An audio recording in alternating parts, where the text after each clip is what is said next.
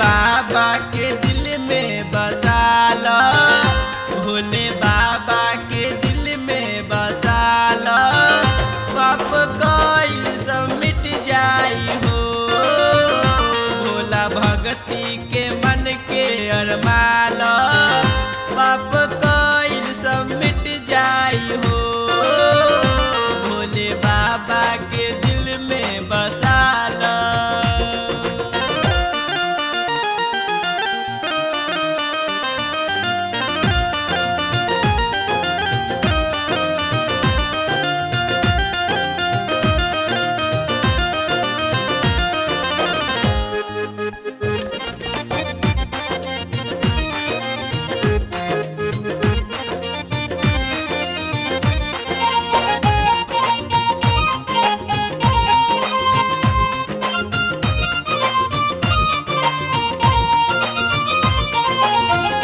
भोला बाबा महान, जन दुनिया जहान, मोर बतिया लमान हो जाए कल्याण। भोला बाबा महान, जन दुनिया जहान, मोर बतिया लमान हो जाए कल्याण। भोला भगती के मन में रमा लो, भोला भगती के मन में रमा लो, दुख सुख में बदल जाई हो। भोले बाबा के दिल में बसा लो, पाप कोइल सब मिट जाई हो। भोले बाबा के दिल में बसा लो।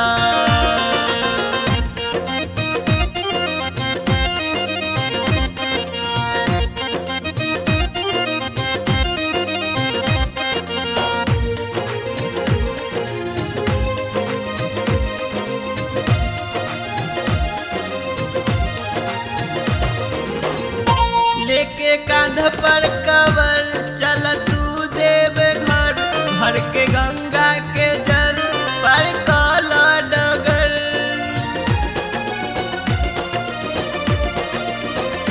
लेके कांध पर कवर चल तू देव घर, भर के गंगा के जल पर काला डगर। भंगिया धातुर भोला के चढ़ा दो, भंगिया धातुर भोला के चढ़ा दो, पाप कोइल सब मिट जाई हो। भोले बाबा के दिल में बसा लो, पाप कोइल सब मिट जाई हो। भोले बाबा के दिल में बसा लो।